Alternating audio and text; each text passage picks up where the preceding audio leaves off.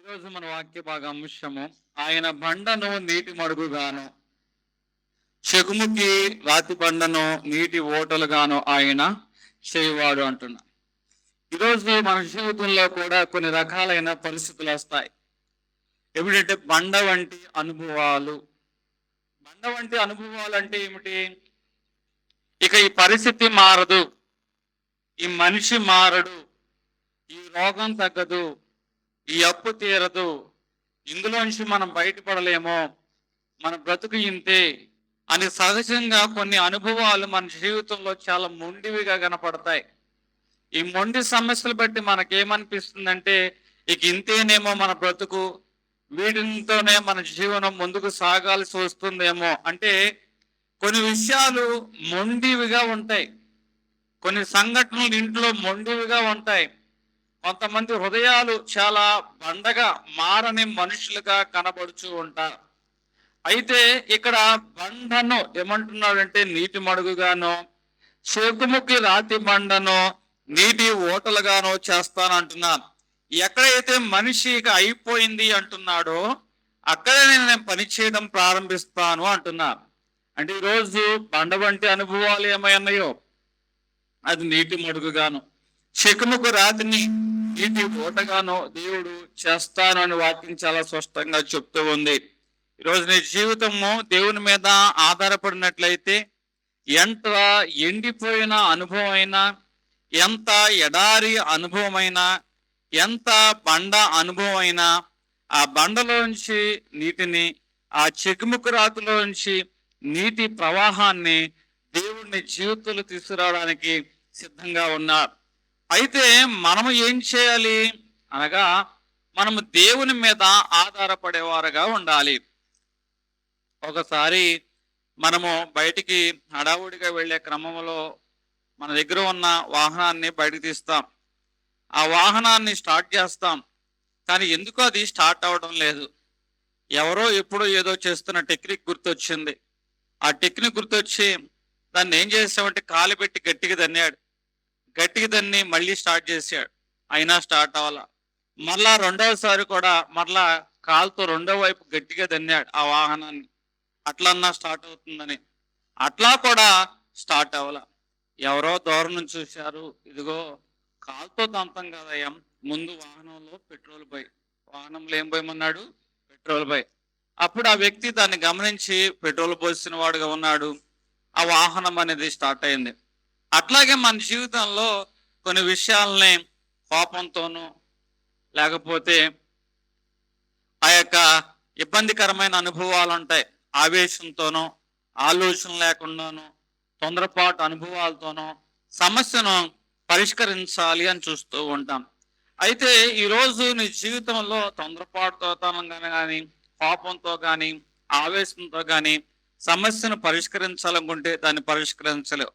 దేవుడేమన్నాడంటే, నీవు నన్ను నమ్ము, నీవు నన్ను నమ్ము, అప్పుడు నీవు దేవుని యొక్క మహిమను చూస్తావు అంటున్నవాడుగా ఉన్నాడు. రోజు మన జీవితాల్లో కూడా చాలా పరిస్థితుల్లో ఏం చేస్తున్నామంటే, మన సొంత జ్ఞానాన్ని బట్టి, తెలివిని బట్టి, బలాన్ని బట్టి సమస్యను పరిష్కరించడానికి మనం ముందుకెళ్తున్నాం. కానీ దేవుడు ఏమంటున్నాడు? నన్ను నమ్ము, నన్ను నమ్ము అంటున్న వాడుగా ఉన్నారు. దేవుణ్ణి ఎవరైతే నమ్మేవారుగా ఉంటారో బండలో నుంచి ఆయన నీటి మడుగును, చెకుముకు రాతిలోంచి ఆయన నీటి ఓటను ఆయన తీసుకొచ్చేవాడుగా ఉంటారు. ఇంకొంచెం మనం చూసుకున్నట్లయితే నిర్గమాకాండము 17వ అధ్యాయం 6వ వచనంలో దేవుడు అసాధ్యమైన వాటిలో, అసాధ్యమైన చోట ఏం చేస్తాడంటే ఆశీర్వాదము అనేది తీసుకొచ్చేవాడుగా ఉంటాడు. ఇక్కడ మనం ధ్యానం చేసుకున్న విషయం ఏంటంటే బండ, ఇది అసాధ్యం, కానీ అసాధ్యమైన బండలోంచి నీటి మడుగును తీసుకొచ్చాడు కదా.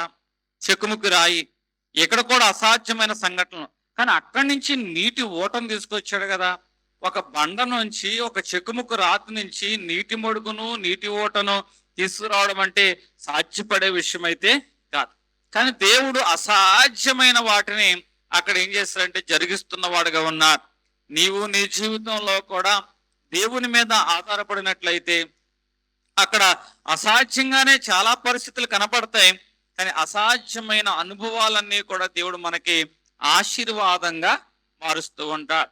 ఇశ్రాయేల్ ప్రజలు నిర్గమకాండము 17వ అధ్యాయము 6వ వచనంలో చూసుకున్నట్లయితే వారు అరణ్యము గుండా ప్రయాణం చేస్తున్న వారుగా ఉన్నారు. 3 రోజులు వారు దాహం. వారి ముందు ఏముందంటే ఎడారి, వారి చుట్టూ ఏముందంటే ఇసుక ఉంది. దప్పిక చేత వారి ప్రాణాలు తల్లడిల్లిపోతున్నాయి. ఇంత దూరం ప్రయాణం చేసి వచ్చాము, ఎక్కడో బానిసత్వంలోంచి ఇంత దూరం ప్రయాణం చేసి ఇక్కడ ఇటువంటి చావడానికి మనం వచ్చాము అన్నట్లుగా వారిలో ఫిర్యాదులు అనేవి బయలుదేరుతున్నాయి. అయితే దేవుడు వారికి ఏం చూపించాడంటే బండను చూపించిన వాడుగా కనబడుచున్నాడు. అందరూ కూడా అక్కడ ఉన్న వారందరూ కూడా ఏం చూశారంటే పరిస్థితిని చూశారు. అక్కడ ఉన్న వారందరూ కూడా సమస్యను చూసిన వారుగా ఉన్నారు. కానీ దేవుడు పరిస్థితిని చూశాడు, సమస్యను చూశాడు, అక్కడ ఉన్న అవకాశం గురించి కూడా ఆయన మాట్లాడుచున్న వాడుగా ఉన్నారు. ఈరోజు మన జీవితాల్లో కూడా కొన్ని బండ లాంటి అనుభవాలు ఉంటాయి. పరిస్థితుల్లో కొన్ని ఇబ్బందికరంగా సమస్య రూపంగా ఉంటాయి. కానీ ఎక్కడైతే పరిస్థితుల్లో సమస్యలు గుండా నువ్వు ప్రయాణం చేస్తున్నావో దేవుడు అక్కడ అవకాశాన్ని చూచేవాడుగా ఉంటారు. అందరికీ అది బండలాగా చూస్తే దేవుడు ఆ బండలో నుంచి ఒక నీటి ఓటను ఏ విధంగా తీసుకురాగలను అనే అవకాశాన్ని ఆయన చూస్తున్నవాడుగా ఉన్నారు. ఈరోజు నీ జీవితంలో అయినా నా జీవితంలో అయినా మనం దేవుని మీద ఆధారపడే వారుగా ఉన్నట్లయితే నువ్వేమో మనుషులు చూస్తాం, పరిస్థితులు చూస్తావు, దేవుడేమో అక్కడ ఆశీర్వాదానికి అవకాశాన్ని చూచేవాడుగా ఉంటారు. మోషేతో దేవుడు అంటున్న మాట ఏమిటో తెలుసా? ఓ మోషే, ఆ బండతో మాట్లాడు, ఆ బండను కొట్టుము అన్నప్పుడు మోషే ఆ బండతో మాట్లాడాడు. ఆ బండను కొట్టిన వాడుగా ఉన్నాడు. అప్పుడు బండలో నుంచి ఏమొచ్చిందంటే మధురమైన జలము, దప్పిక తీర్చే జలము ఆ యొక్క ఇశ్రాయేలు జనాంగానికి దేవుడు అందించేవాడుగా ఉన్నారు. ఇక్కడ మనము ధ్యానం చేసుకున్నట్లయితే బండలో నుంచి నీటి మడుగు, చిక్కుముకురాతులో నుంచి నీటి ఓటను అంటున్నారు. ఆశ్చర్యకరమైన విషయాలు ఇక్కడ జరుగుతున్నాయి. అసాధ్యమైన పరిస్థితుల మధ్య దేవుడు ఇక్కడ ఏం చేస్తున్నారంటే ఆశీర్వాదం చూపెడుతున్నారు. 1 కొరింథీ 10వ అధ్యాయం 4వ వచనంలో ఏం రాయబడుతుంటుందంటే ఆ బండ క్రీస్తే, అనగా ఇక్కడ అరణ్యములో బండను కొడితే బండలో నుంచి నీరు వచ్చింది. అలాగే క్రీస్తు అనే బండను కొట్టినప్పుడు ఆ బండ కాల్చిన రక్తాన్ని బట్టి మానవాళికి ఏమొచ్చిందంటే రక్షణ అనేది వచ్చినది. బండలో నుంచి అక్కడ నీరు వస్తే ఇక్కడ క్రీస్తు అనే బండలో నుంచి ఏమి వచ్చిందంటే జీవము అనేది కనబడుచు ఉన్నది. ఈరోజు నీవైనా నేనైనా సరే బండ వంటి అనుభవాల మధ్య నువ్వు దేవుని మీద చూచినట్లయితే, దేవుని మీద ఆధారపడినట్లయితే దేవుడిని పక్షంగా పనిచేయడానికి ఆయన సిద్ధంగా ఉన్నాడు. అందరూ అక్కడ బండను చూస్తే దేవుడు అక్కడ అసాధ్యమైన పరిస్థితుల మధ్య ఆశీర్వాదాన్ని చూస్తున్నవాడుగా ఉన్నాడు, అవకాశాన్ని చూస్తున్నవాడుగా ఉన్నాడు. ఇక్కడ ఒక ఇల్లు ఉంది, పాతబడ్డ ఇల్లు. అతను అనుకుంటున్నారు ఆ ఇంటి ఓనర్స్ ఇంటిని డిస్మాంటిల్ చేద్దాము అనుకుంటున్న వారుగా ఉన్నారు. ఇంజనీర్ని పిలిపించిన వారుగా ఉన్నారు. ఇంజనీర్ ఆ ఇల్లంతా కూడా పరిశీలించి పునాది చాలా బలంగా ఉంది, కొద్ది మార్పులు చేసుకున్నట్లయితే కొన్ని సంవత్సరాల పాటు ఇల్లు బలముగా ఉంటుంది, అందులో నివాసం చేయవచ్చు అని ఇంజనీర్ గారు సజెస్ట్ చేసిన వారుగా ఉన్నారు. ఆ సజెషన్ బట్టి వారు కొన్ని మార్పులు చేసిన వారుగా ఉన్నారు. బలమైన పునాదిని బట్టి ఆ ఇల్లు నివాసయోగ్యంగా మార్చబడిన ఇల్లుగా మార్చబడింది. అట్లాగే మన జీవితాల్లో కూడా దేవుడు పునాదిని చూస్తున్నాడు. ఏమిటా పునాది? విశ్వాసము అనే పునాది చూస్తున్నాడు. దేవుడు నా జీవితంలో కార్యం చేస్తాడు, నా జీవితంలో జోక్యం చేసుకుంటాడు, నేను ఒంటరిగా లేను, దేవుడు నాకు తోడుగా ఉన్నాడు అన్న విశ్వాసం అనే పునాది నీలో ఉన్నట్లయితే దేవుడు తన పనిని నిపక్షంగా జరిగించును గాక. హల్లెలూయా. ఎందుకంటే ఇక్కడ విశ్వాసం అనే పునాది గురించి నేను మాట్లాడుతున్న వాడుగా ఉన్నాను. చాలా మంది మనుషులు చాలా రకాలైన ప్రయత్నాలు చేస్తూ ఉంటారు, కానీ ఆ ప్రయత్నాల్లో వారు సక్సెస్ అనేది కాలేరు. నేను సంఘంలో చాలా మంది మనుషులు చూస్తూ ఉంటాను. వారి యొక్క విశ్వాసం యొక్క స్థాయిల గురించి నేను మాట్లాడుతూ ఉంటాను. అక్కడ ఎవరో దైవ సేవకుడు బాగా చెప్తున్నాడు, అక్కడ ఏవో స్వస్థతలు జరుగుతున్నాయని వారు ఏమన్నారట, 7 వారాల పాటు రమ్మన్నారట. సరే 7 వారాల పాటు వీరు ప్రయాణమయ్యారు. 7 వారాల పాటు ఆ సంఘంలో ఆ దైవ సేవకుడి దగ్గరికి నడిపించబడ్డారు. 7 వారాలైన వారి జీవితంలో ఏం మేలు జరగల.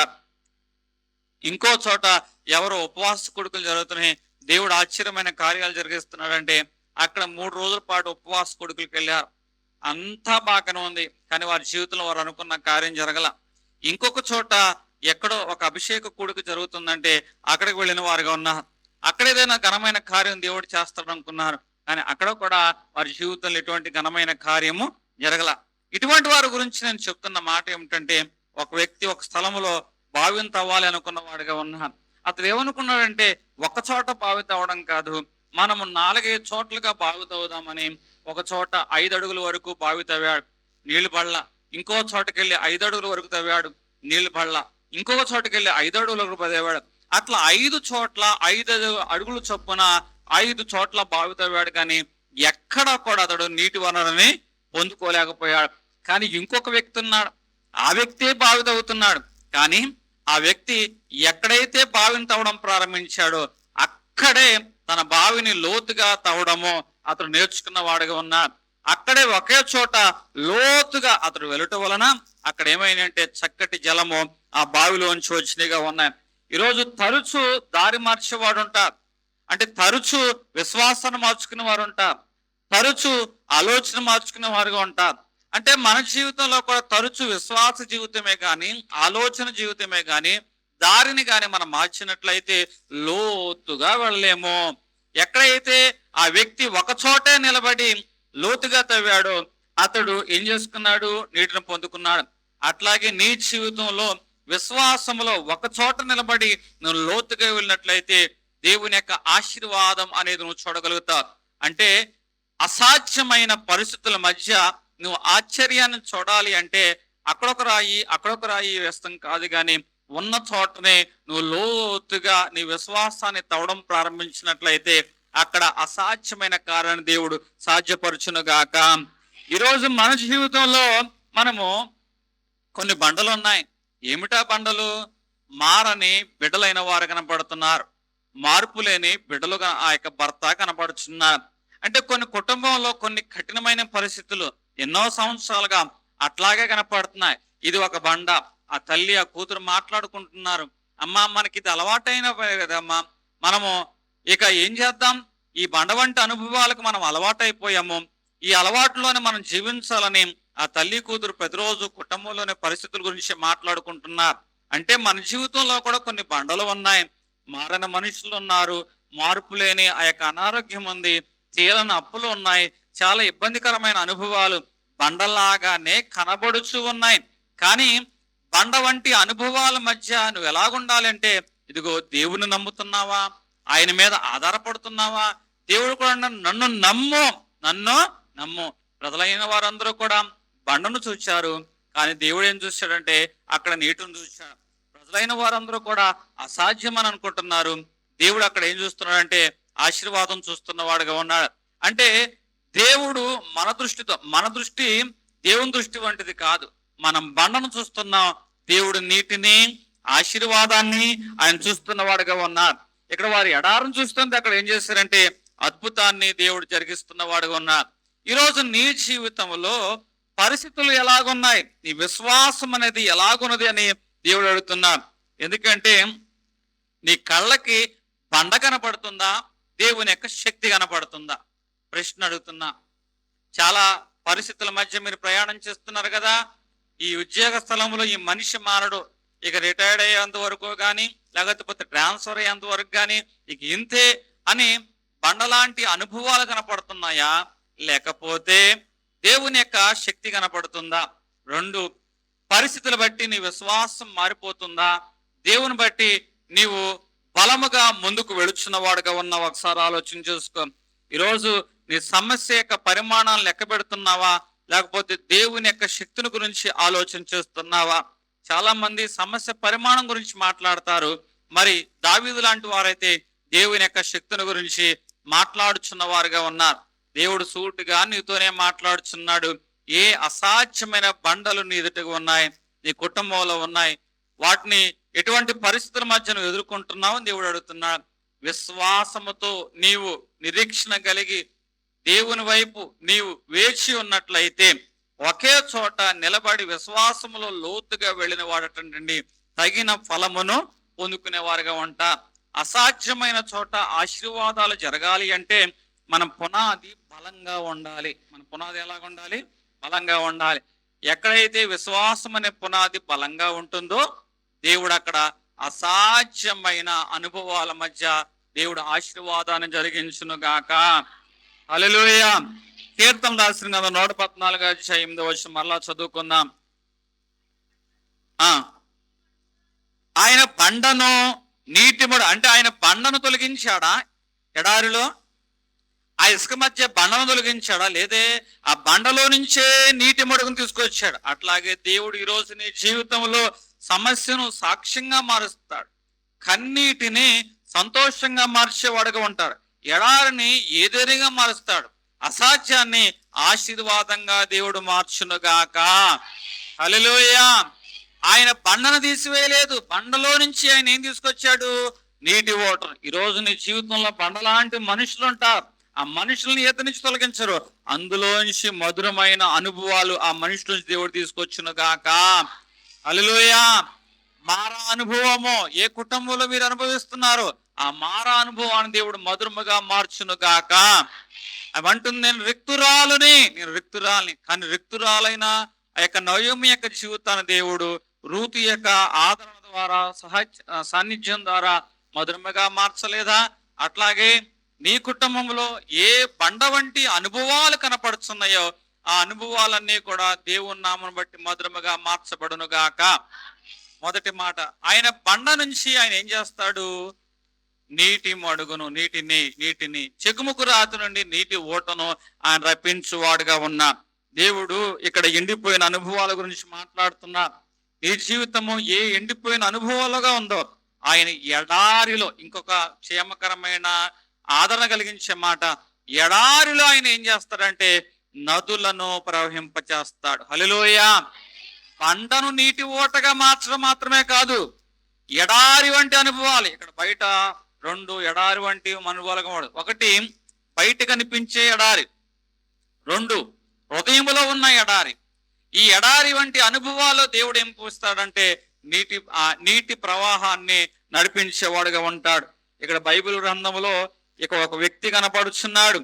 ఆ వ్యక్తి దేవుని యొక్క సన్నిధానంలో ఆ ఎడారి వంటి అనుభవాల మధ్య జీవనం గడుపుతున్న వాడుగా ఉన్నాడు.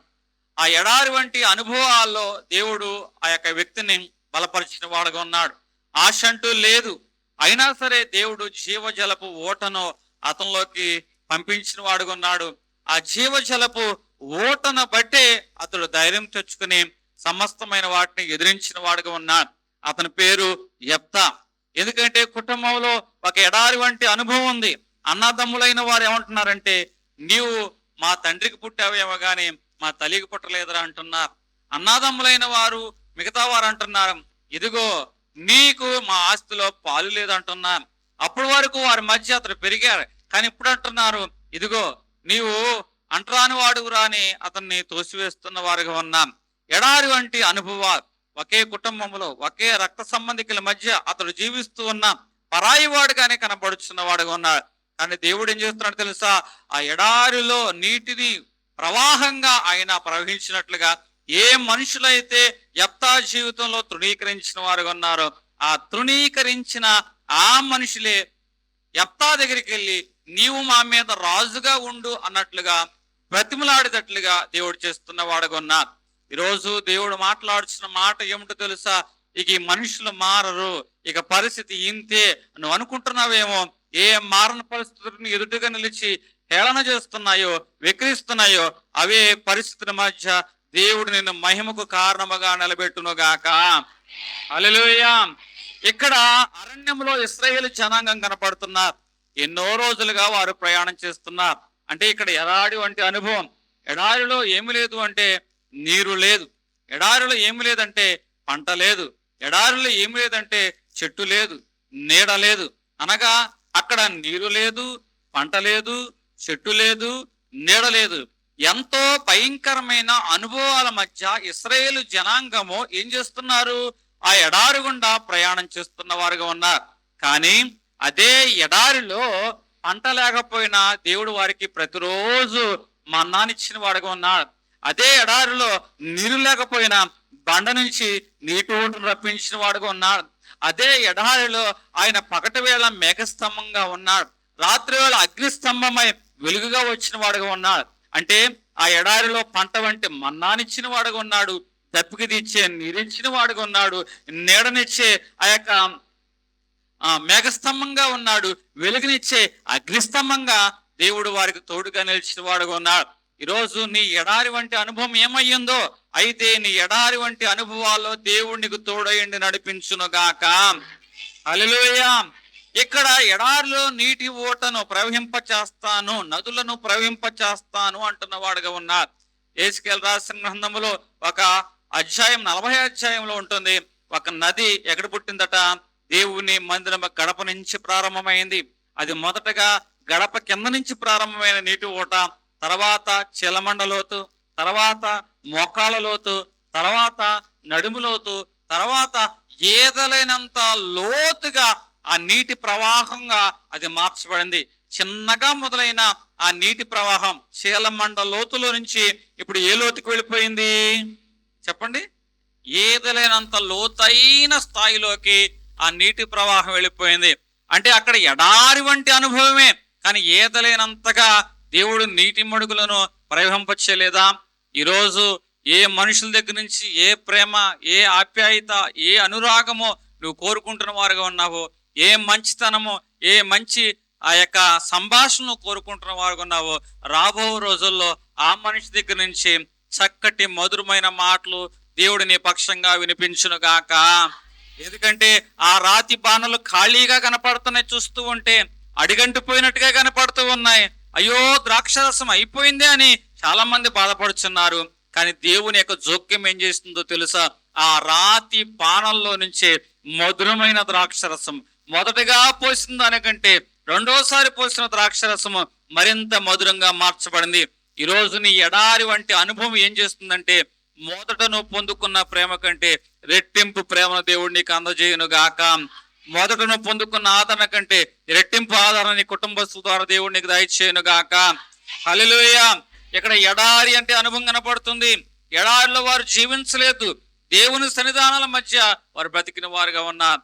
ఎడారి మధ్య దేవుడు వారికి కాపరిగాను, నీడగాను, వెలుగుగాను, పోషకుడుగాను ఉండి వారు నడిపించేవాడుగా ఉన్నారు. నీ జీవితంలో కూడా దేవుడిదే మాట్లాడుతున్నాడు. ఏ ఎడారి వంటి అనుభవం ఉందో, కానీ ఒక రోజటండి నీవు ఎడారి అంటున్నావు కదా, ఒకరోజు జనులైన వారు నిన్ను బట్టి ఆ ఎడారి వంటి అనుభవాల్లో సంతోషించుదురుగాక. ఎట్లాగూ? ఎడారిలో ఒక పువ్వు పూసింది, పక్కంటున్న ముళ్ళ చెట్టు అంటుంది, నువ్వు ఇక్కడ బతకలేవు, నువ్వు ఇక్కడ జీవించలేవు, ఎంతోకాలం మనుగడ సాధించలేవు అని అంటూ ఉంది. అయితే ఈ పువ్వు నవ్విందట, అంటే పరిమళించింది. ఆ పువ్వు యొక్క పరిమళము ఆ మార్గం గుండా వెళ్ళే వారందరికి ఎలాగుందంటే ఆకర్షించింది.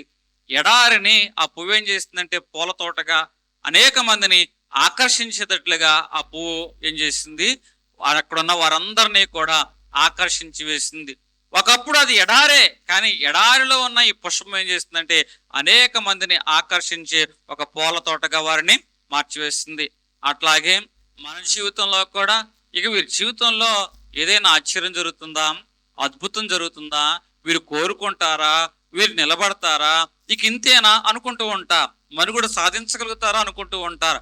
అయితే దేవుడు నీ ద్వారా నీ కుటుంబానికి ఆదరణ దయచేయను గాక, నీ రక్త సంబంధికులు ధైర్యం దయచేయను గాక, అనేక మందికి ఆశ కలగజేయను గాక, సంఘములో సాక్ష్యం తెచ్చును గాక, ప్రజలైన వారి మధ్య నేను మహిమార్థంగా నిలబెట్టును గాక.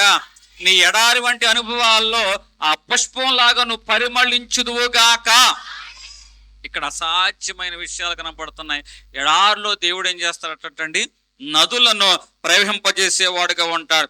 ఈరోజు నీ జీవితంలో అయినా నా జీవితంలో అయినా సరే మనం ఏం చేయాలి? దేవుని మీద ఆధారపడాలి. ఆయన అంటున్నాడు, ఇదిగో నువ్వు నాయందు నా మీద ఆధారపడినట్లయితే చెకుముకు రాతిలో నుంచి నీటి ప్రవాహాన్ని. ఒకరోజు సహోదరుడు ఎంతో ఇబ్బంది పడి పొలం కొనుక్కోవాలని ఆశపడ్డాడు, పొలం కొనుక్కున్నాడు, కానీ కొంత సొమ్ము తగ్గింది. ఏదేమైనా సరే ఆ సొమ్ము, ఇప్పుడు పొలం పోతే సొమ్మున్న పొలం రాదు అని చెప్పి చాలా రిస్క్ తీసుకుని ఆ పొలాన్ని కొనుక్కున్నవాడుగా ఉన్నాడు. మామిడి తోట వేసాడు. మామిడి తోట వేసిన తర్వాత మామిడి సంవత్సరం కాపు బాగానే వచ్చింది, సంతోషపడ్డాడు. ఈ సంవత్సరం ఎక్కువ పెట్టుబడి పెట్టాడు, ఆర్థికపరమైన వెసులుబాటు నుంచి విడుదల పొందాలని అతడు ప్రయత్నం చేస్తూ ఉన్నాడు. ప్రయత్నం చేస్తూ ఉండగా అనుకోకుండా ఏం జరిగిందంటే ఆ ఎండాకాలంలో పక్కంట ఆయన తన పొలాన్ని ఆ చెత్త చెదారాన్ని తగలబెట్టినప్పుడు ఆ మంటల్లా కంప నుంచి మామిడి తోట కంటుకొని మామిడి తోట అంతా కూడా కాలిపోయింది. ఎన్నో ఆశలు పెట్టుకున్నవాడుగా ఉన్నాడు, మామిడి తోట అంతా కూడా కాలిపోయింది. చాలా మంది ఇక అయిపోయాడు అనుకున్నారు, ఇక ఇతరు కూడా అయిపోయారు అనుకున్నట్టుగా ఉంది. కానీ ఏది ఏమైనా సరే నా ప్రయత్నాన్ని వదిలిపెట్టనని చెప్పి ప్రతిరోజు ఏం చేస్తున్నంటే అతడు చెట్టుకు నీళ్లు అందిస్తున్న వాడుగా ఉన్నాడు. చెట్టులోంచి ఒక జీవాన్ని కోసం ఎదురు చూస్తున్నాడు. వీడేమిటిరా మామిడి తోట కాడిపోయిన కానీ వీడు పిచ్చెక్కింది అనుకుంటా, వీడేం చేస్తున్నాడు వీడికి అర్థం కావట్లేదు అని అనుకున్న వాడుగా ఉన్నా. ఏదేమైనా సరే తన ప్రయత్నం అతడు వదిలిపెట్టలేదు. వర్షాకాలం మధ్యకాలంకి వచ్చేపాటికి ఆ చెట్టు చిగురించడం ప్రారంభించింది. హల్లెలూయా! అనేక మంది ఆశ్చర్యపోయారు. ఆ వ్యక్తి అంటున్న మాట, ఇదిగో అందరూ కాలిపోయిన చెట్టుని చూశారు, నేను జీవం కలిగిన వేరుని చూస్తున్నా. అట్లాగే మనం ఆరాధిస్తున్న దేవుడు జీవం కలిగిన దేవుడు. హల్లెలూయా! పరిస్థితులన్నీ కూడా నీకు అననుకూలంగా ఉండవచ్చు, కానీ జీవం కలిగిన దేవుడు ఎక్కడ నిర్జీవంగా ఉంటుందో, ఎక్కడ శూన్యంగా ఉంటుందో, ఎక్కడ చీకటిగా ఉంటుందో అక్కడ దేవుడు తన కదిలికను ప్రారంభించును గాక.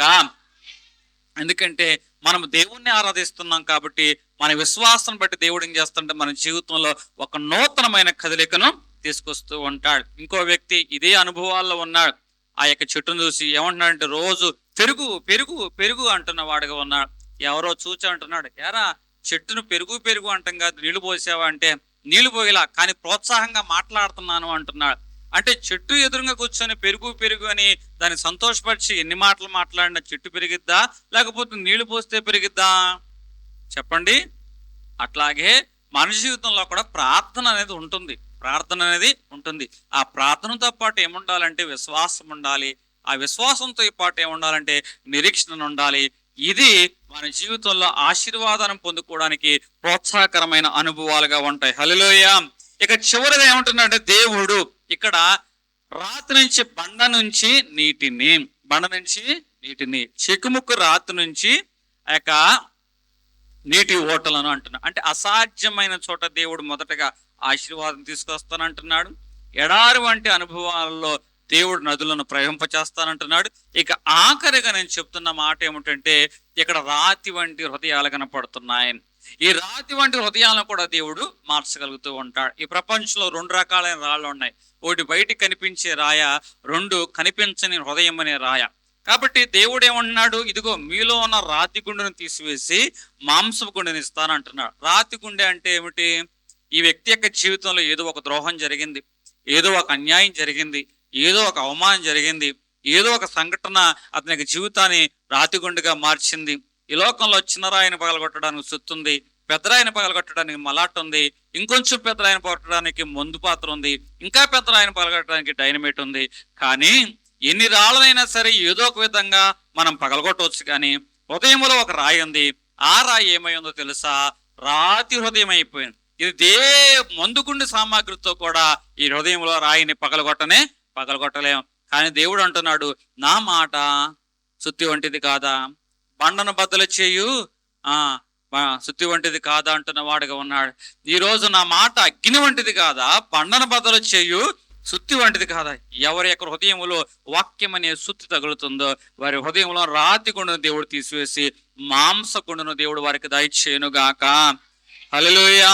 ఈ రోజు నీ జీవితంలో ఏవో ఒక లోతైన ద్రోహాలు జరిగాయి, అన్యాయాలు జరిగాయి, కొన్ని అవమానకరమైన సంఘటనలు జరిగాయి, కొన్ని వేదన పూరితమైన అనుభవాలు కూడా నువ్వు ప్రయాణం చేసా. ఈ అనుభవాలు ఏం చేస్తాయి అంటే నీ హృదయాన్ని రాతిగుండిగా మార్చివేశాయేమో. సౌలు కూడా ఇలాగే ఉన్నాడే, దూషించువాడుగాను, హింసించుగాడుగాను, ప్రజలను ఇబ్బంది పెడుచు, చెరసాల్లో పడవేచు, చంపుచూ ఉన్నవాడుగా ఉన్నాడే. సువార్తలో నడుచున్న వారందరినీ కూడా హింసించుచున్నవాడుగా ఉన్నాడే. కానీ ప్రజలైన వారందరూ కూడా సౌల్లో హింసకుని చూచారు, దోషకుని చూచారు. కానీ దేవుడు సౌల్లో ఒక సువార్తికుని చూచారు. దమస్కు మార్గంలో సౌలు ప్రయాణం చేస్తున్నప్పుడు దేవుడు వెలుగు ద్వారా అతన్ని దర్శించిన వాడుగా ఉన్నాడు. అతని కళ్ళన్నీ కూడా పొరలగట్టపోయినట్టండి, మార్గము మూసుకుపోయినట్టు కనిపించింది. అన్నయ్య ద్వారా వాక్యం చెప్పి ఆ యొక్క సౌలును పౌలుగా మార్చాడు. ఎప్పుడైతే దూషకుడు హింసకుడుగా ఉన్న ఈ యొక్క సౌలు పౌలుగా మార్చబడ్డాడు. చెరసాల్లోంచి సంఘాలన్నిటికీ పత్రికలు రాస్తున్నాడు ప్రేమపూర్వకంగా. హల్లెలూయా. అదే పౌలు ద్వారా దేవుడు గొప్ప సువార్తను దేవుడు జరిగించిన వాడుగా ఉన్నాడు. హల్లెలూయా. ఈరోజు ఏ మనుషులైతే కఠినంగా ఉన్నారనుకుంటున్నావో ఆ మనిషి ద్వారానే నీ ఇంటిలో సువార్త ప్రారంభించబడునుగాక. నమ్మిన వారే గట్టిగా దేవుని నామానికి మహిమ కలుగునుగాక. ఇక్కడ జక్కయ్య అనే వ్యక్తి కనపడుతున్నాడు. ఈ వ్యక్తి కూడా ఇంతే కదా, కఠినమైన ఉదయం కదా. డబ్బు అంటే సాసిపడిపోతా, గడ్డి తినేస్తాడు. రూపాయి అంటే 2 రూపాయలు వడ్డీ వేస్తూ ఉంటాడు. అంతటి గడ్డి తినే మనిషి చెట్టుకెక్కి కూర్చున్నాడటండి యేసును చూద్దామని. ఎంతగా వడ్డీ వ్యాపారం చేసేవాడైనా సరే అతను హృదయంలో ఒక ఆశ వచ్చింది. ఏంటో తెలుసా? యేసును చూడాలి, యేసుని చూడాలి. ఆ యేసును చూడాలన్న ఆశ ఏం చేస్తుందంటే ఆయన ఆ మార్గంలో నిలిపేలాగా, యేసు ఆయన దగ్గర ఆగేలాగా, ఓ జక్కయ్యా త్వరగా దిగుమో, నేడు నేను నీ ఇంట ఉండవలసి వచ్చింది అంటున్న వాడుగా ఉన్నాడు. వెంటనే జక్కయ్య దిగిన వాడుగా ఉన్నాడు. ఒక ప్రేమపూర్వకమైన ఆహ్వానం, ఒక ప్రేమపూర్వకమైన ప్రారంభింపు, నీతో కలిసి భోజనం చేద్దామని ఒక డిన్నరు. ఈ యొక్క విందు ఏం చేస్తుందంటే జక్కయ్య యొక్క మనసును మార్చేసింది. అప్పటి వరకు అతని ఇంట్లో ఏముందంటే అన్యాయం అనే బండ ఉంది, అదేవిధంగా అధిక వడ్డీ అనే బండ ఉంది. ఈ అధిక వడ్డీ అన్యాయం అనే బండ ఇది పేదలను ఏం చేస్తుందంటే రక్తాన్ని పీల్చుకుని తినేసింది. కానీ ఎప్పుడైతే ఈ ప్రేమపూర్వకమైన విందు, ప్రేమపూర్వకమైన ఆహ్వానం, ప్రేమపూర్వకమైన దేవుని యొక్క సహవాసం ఏం చేస్తుందంటే అతను రాతి గుండెను కరిగించేసింది. ఎప్పుడైతే రాతి గుండె కరిగించబడిందో అప్పుడు జక్కయ్య అంటారు, అయ్యా నా దగ్గర ఉన్న సొమ్ము అంతట్లో సగభాగం పేదలకు ఇచ్చేస్తా, మిగిలింది ఎంత ఉంటే అంత దాన్ని ఒక్కొక్కరికి ఎన్నొంతులు 4 వంతులు చెల్లించేస్తాను. ₹1 కూడా తన ఇంట్లో ఉంచుకోవడానికి ఇష్టపడాల. ఎందుకో తెలుసా? రూపాయి కంటే ఎక్కువగా దేవుని యొక్క సహవాసం తన యొక్క హృదయాన్ని తాకింది కాబట్టి. హల్లెలూయా. ఇక్కడ జక్కయ్య ప్రేమపూర్వకమైన ఆహ్వాన్ని, ఓ జక్కయ్యా అందరూ, వీడి పాపయ్యా, వీడు అధిక వడ్డీలు వసూలు చేసేవాడయ్యా, వీటిని మీరు పిలుస్తున్నారేమిటి? అయితే జక్కయ్యా త్వరగా దిగు, నేడు నేను నీ ఇంట ఉండవ. ఎంత ప్రేమపూర్వకమైన ఆహ్వానం చూసారా? అది అతని హృదయాన్ని తాకింది. ఒక 2 విత్తనాలు నేల మీద నాటారు. ఒకే రైతు ఒకే రకమైన విత్తనాలు 2 రకాల నేలలు. ఒక నేల చదును చేసి నాటాడు, 2 నేల గట్టి నేల. వర్షం పడింది. వర్షం పడినప్పుడు చదును చేయబడిన నేలలో, దున్నబడిన నేలలో నాటబడిన విత్తనం మొలిసింది. దున్నబడిన నేలలో విత్తనం మంచిదే కానీ మొలవలా. కానీ ఇప్పుడు రెండోసారి వర్షం పడిన తర్వాత దున్నాడు, మరలా విత్తనం వేశాడు. ఇప్పుడు మరలా ఆ భూమిలోంచి చక్కటి పంటను ఆ రైతు బయటకు తీసుకొచ్చిన వాడుగా ఉన్నా. తేడా ఎక్కడుంది? విత్తనంలో లేదు. తేడా ఎక్కడుంది? నేలలో ఉంది, సరిచేయబడిన నేలలో ఉంది. అట్లాగే నీ యొక్క హృదయము దేవుని యొక్క వాక్యానికి లోబడి హృదయముగా మార్చబడినట్లయితే నీ హృదయంలోంచి దేవుడు జీవధారలను ప్రవహింపచేయునుగాక. దేవుడు ఏమన్నాడు? ఎడారిలో నది నీ దగ్గరికి వస్తుంది అంటలేదు, నదే నీ దగ్గర నుంచి బయటకు వస్తుంది అంటున్నాడు. హల్లెలూయా. అక్కడ గుళ్ళో నుంచి నది ఏం చేస్తుంది? గమ్మంలోంచి బయలుదేరి ఏదలేనంత లోతైనది అంట. అట్లాగే నీ కడుపులో నుంచి దేవుడు ఏం పంపిస్తానంటున్నాడు? జీవధారలు. జక్కయ్య మాట్లాడుతూ ఉంటే అక్కడున్న వారందరూ వీడిలోనే ఇంత మార్పా, ఇది ఎట్లా సాధ్యమో అని చూస్తున్నప్పుడు అతడు యేసును తాకాడటండి. యేసు యొక్క వాక్యం అతనికి హృదయం తాకిందంటండి. అప్పుడు అతను మారాడని అక్కడున్న వారందరూ మాట్లాడుకుంటున్నారు. జీవధారలు ఆ ప్రాంతంలో ఇతను సాక్ష్యంగా నిలబెట్టలేదా? ఈరోజు దేవుడు సూటిగా నీతోనే మాట్లాడుచున్న వాడుగా ఉన్నాడు. జీవధారలు. ఇంకొంచెం మనము లోతుగా మనం వెళుతున్నాం. ఎందుకంటే ఇంకా హృదయము, చాలా మంది వాక్యం హృదయంలో తాకపోతే వారి కఠినలుగానే ఉంటారు. జక్కయ్య యొక్క హృదయంలో వాక్యం తాకింది కాబట్టి వాక్యానికి అతడు స్పందించిన వాడుగా ఉన్నాడు. అట్లాగే ఇక్కడ ఒక సహోదరుడు ఉన్నాడు. ఆ సహోదరుడు ఏం కొనుక్కున్నాడంటే ఆ యొక్క ఫోన్ కొనుక్కున్న వాడుగా ఉన్నాడు.